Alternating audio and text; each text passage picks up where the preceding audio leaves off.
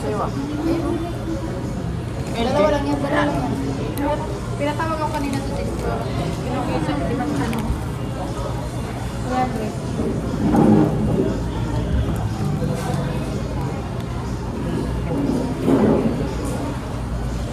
Doon ako mabalukit yung gano'n.